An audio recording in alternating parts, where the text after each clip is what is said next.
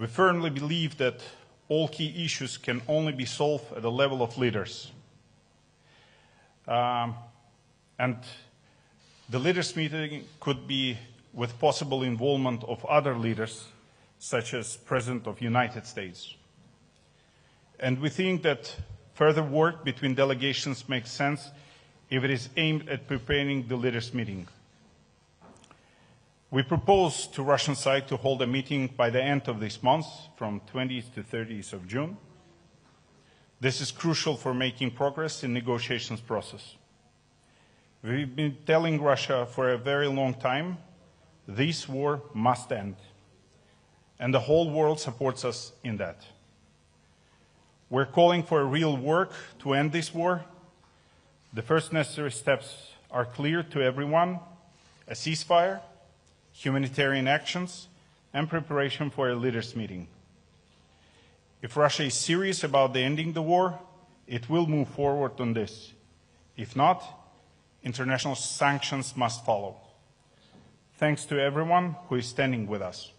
Thank you, Minister Umerov. And now, please, Kyslytsya. Well, good afternoon, everyone. Thank you for your attention to this event. We came here mandated by the President of Ukraine with a clear message of our willingness to sit down and have constructive consultations with our Russian counterpart. As Minister Umerov said, we have offered them our ideas very well long before the meeting of today. We asked them directly if they were ready to react to our proposals that we handed over to them in written form. A while ago, there was no follow-up on the Russian side. As you can understand, we could not react to the Russian proposals because the Russian proposals were only literally given to us during the meeting. Therefore, the Russians themselves suggested that we need to take a serious look at those proposals. Nevertheless, we managed to construct our conversation in a way that we can have tangible humanitarian outcome if our experts will diligently follow on the agreements between the two heads of the delegations. I would like also to note that the Russian side continue to reject the notion of unconditional ceasefire, the very unconditional ceasefire that the American president himself offered a while ago, the very unconditional ceasefire that the US delegation spoke in New York on Thursday and on Friday, the very unconditional ceasefire that our delegation has offered once again.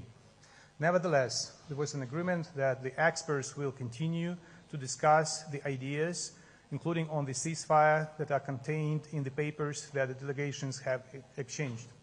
I would like also to remind you that it was the Russian delegation back at the previous meeting that rejected the possibility of the presence of the delegation of the United States, which is very unfortunate given the special role that the United States plays as a country, as an important provider of security. Therefore, we cannot speak about long-term security in Europe, where Ukraine belongs to, without meaningful involvement of the United States and our European partners.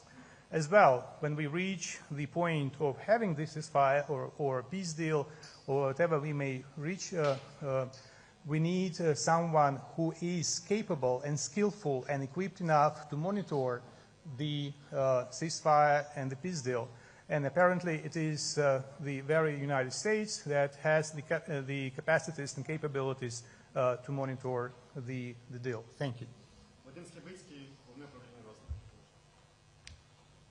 Good afternoon, ladies and gentlemen. Доброго дня, пані і панове. Ми рухаємося вперед. Рухаємося вперед по гуманітарній сфері. Минулого разу ми погодили деякі питання по обміну нашими захисниками нашої батьківщини. На сьогоднішній день ми досягли нового прогресу. Це так звана формула всіх на всіх. Сьогодні ми погодили дві категорії, які будуть підлягати поверненню на батьківщину. Ми погодили механізми, ми визначили попередні терміни саме цього обміну, і попереду нас жде тяжка робота, тому що необхідно буде зробити багато верифікацій, визначити всіх категорій, нікого не втратити, не забути. Через те ми продовжуємо нашу роботу і ми будемо мати успіх. Однозначно. Слава Україні! Ladies and gentlemen, so just summarizing what my colleague said, first of all, I just want once again to reiterate that both meetings in Istanbul happened despite the Russian Federation changed the condition very short before or didn't provide the documents in advance. So you remember last time there was a suggestion from President Zelenskiy to meet on the level of the leaders. The Russians sent a very different delegation, but Ukraine still was on that negotiations. And this particular time, as my colleague said, we didn't receive the document until the meeting began. And therefore, as Minister said, we couldn't provide the feedback. We need to study that. But once again, I want to reiterate, Ukraine remains to be constructive and committed to peace, and therefore we're here. And the President decided to send a delegation despite we didn't understand what agenda and what documents the Russians bring to this particular meeting. Secondly, we want once again to say that the ceasefire is a basis for future talks on the substance. And here is the main difference between Ukrainian and Russian position, because Russia tries to get us into the dialogue on substantive issues like territories, like security guarantees, like sanctions and whatsoever, before we reach the ceasefire. And we say that diplomatic efforts shall be accompanied with ceasefire, because when the weapons are silent, we really can talk. Because while in Ukraine people are being killed every day, it's very hard to discuss territories and security guarantees. And more importantly, as you know, we don't have our partners here in this room. We don't have the United States. We don't have the Europeans. And Ukraine continues to insist. Today, before going here to the meeting with the Russians, we met our partners from Europe, and we will do the meeting with them after, just for them to keep them completely in agenda, as well as the Americans, because we believe it's important to have them in the scope. And the last one about the humanitarian, as my colleague said, we have a good progress here. I just wanted to touch base on what Minister announced as a very important step. Ukraine has passed the list of children to be returned. But it's very important to stress once again, children and detained civilians cannot be the subject of any exchanges, because according to Geneva Conventions and international practices, these people shall be released.